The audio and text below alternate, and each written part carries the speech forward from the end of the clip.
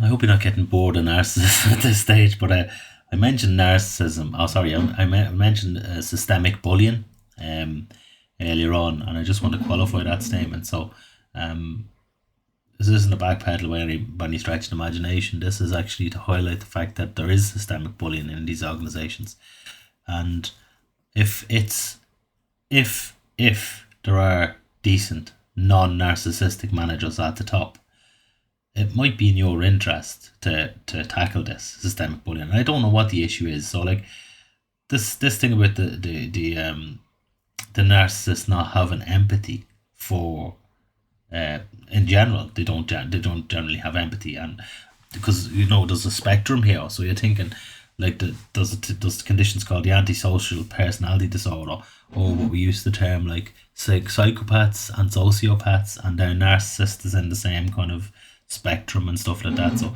it's quite interesting to think that that's what's happening. And when you think of lack of empathy, lack of feeling what the other person is feeling. So if you at the top, if anyone at the top is looking at this other than taking notes to see how they can sue me, take notes on this. Take notes for something useful.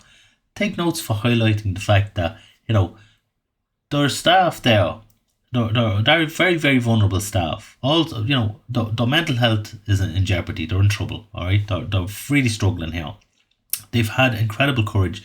Have some respect for these people. They've had incredible courage to come out and tell you how much pain they're in. They need to be acknowledged. They need to be respected. They don't need to be shut up and put under the carpet. You need to forget your policies for a second. Take the notes to say, well, this is how we're going to support you. All right. If you have empathy, think about what it'd be like for you as a mother of 2 or 3 children who has a manager who decides it's a good idea to stop their pay. Maybe there's a birthday coming up or something like that, and you can't even get the money together for that. Someone who's working full time in a front line, or one of these services, if they're working full time in these services, they should never face poverty. They should never have to. And this is what is happening today and has been happening for a while, and nobody seems to care. This is what they're hearing. Nobody seems to care. The straw has broke the camel's back now at the stage. The floodgates are opened. Any other platitudes you can think of, please send them in. But this is happening. People are just sick of being mistreated. They're sick of the fact that these policies only serve the managers. They never seem to serve the staff. Your policies around social and digital media policies are only to shut them up, so they won't come out and say that. And it's obvious, because then a manager recently brought a social media policy down to a member of staff who was coming out to talk.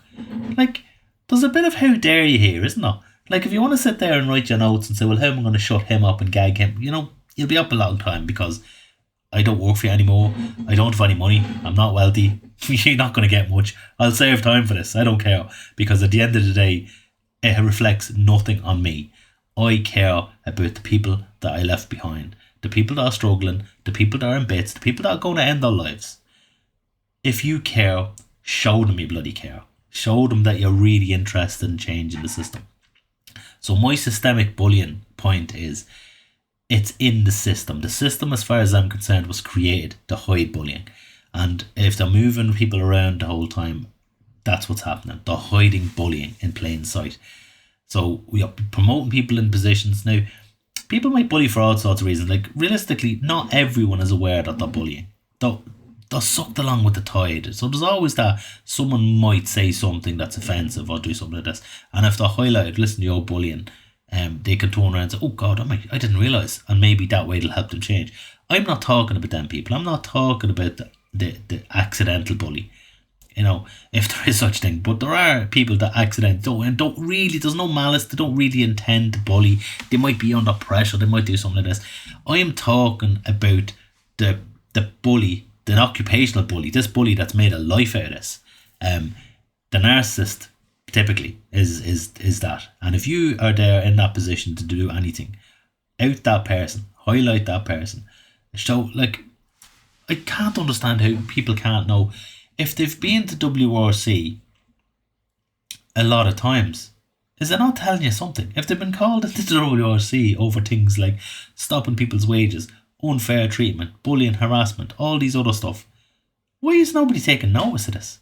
It's really, really disturbing to think that this is just allowed to happen. And it's allowed to happen on your watch. And I hope when you retire, you feel good. Because I can guarantee from where I'm standing now as a psychotherapist, I can guarantee when you retire, you're going to be racked with guilt if you're not a narcissist yourself. If you're a narcissist, you're probably going to be grand. Good luck to you. But the thing is, this is what's happening. I've spoken to people that wanted to kill, and I don't know. This is not an exaggeration here, lads. I've spoken to people that wanted to end their own lives, from the jobs, and I've spoken to people that wanted to kill the person that's bullying them. That went on so long that the only options they had was to take that person's life. So if you really think you're safe in your little glass house, think again. At the end of the day, I'm going to protect my sources, but the fact is, I did talk that person out. Part of me regrets it, unfortunately. I have to say that's my stuff, because the person's not a nice person, horrible individual, probably needs a bit of comeuppance. I don't believe they need to die, but I do believe they need to be gone. I do honestly believe they need not to be in that position again. I don't believe anyone that's dealing with vulnerable people should be in a position where they can manipulate that and intimidate and really, really put people down and make them consider ending their life rather than going to work. That's quite disturbing. Like, if you think about it, if you have any empathy in you, think about this for a second. People are going to work thinking it'd be easier if I just end my life than to have to face that work. And that what's going to happen this week, that feeling of something, what's the next thing they're going to do to me? This is what people are going to work with. This is why this is all coming out.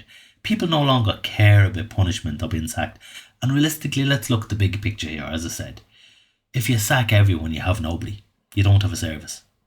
But if you treat everyone fairly for once, I was 18 years in the job, I was never treated fairly once. Ever. Alright?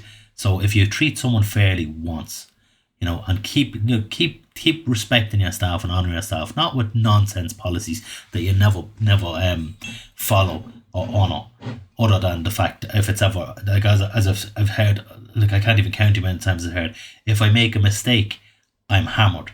If I do anything well, I'm ignored. And that's because your boss is a narcissist. Because if you make a mistake, they love to jump on you. But if you do anything well, they'll take the credit for it. And that's what's happening in the service, in your job. So what I'm saying to the people at the top, please notice them. Please stop hiding. Please audit your management system. Please come down and start realising that this is destroying your organisation.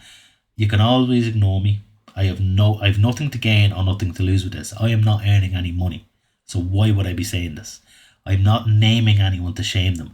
I was destroyed in the job. I'm so happy to be out, and I'm not naming the people that destroyed me. Alright, so what do I have to gain? What do I have to gain? Why am I putting these videos up? Think about it. These people need your help. They need people somewhere with some level of intelligence and cop on to start going, okay lads, this is going to stop today. This is now what we're going to do. Make some kind of a, if the organisation or some organisation created a different organisation to go out and our only job was to go around and checking and listening to stories and checking these people and checking these emails back and forth and checking what happened. I will guarantee there'll be a lot of emails and computers thrown in the river.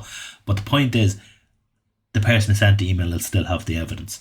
So what I'm saying is, we need to audit our management system. We need to audit how we're managing. We need to start supporting staff. Unless if we just change policies and go back to the same, what are you going to have? You're going to have a terrible service. You're probably going to retire with a nice little golden handshake pension, but at the end of the day, you're going to be happy. It's terrible. It's a terrible service. It's a terrible system you're providing to people at the moment. Honestly, I can see how it could be brilliant. Unfortunately, it seems to be just about the money and about how much we can get for ourselves rather than what we can do for the people that will work for us. Policies aren't being honoured. Everyone's been ignored. People aren't being heard on what they're going on about. So they're just tearing down the walls and they're going to the media. They're breaching your policies because they can't take it anymore. So just my last appeal here. Listen to them. Just hear what they're saying. Stop trying to judge them and stop trying to bully them. Stop trying to shut them up and mute them with the policies that are there. And just listen to them. Just hear them. All right, I get very passionate about these things, but as I say, it's a painful place to be when you're there, and I really see as lads. Thank you very much.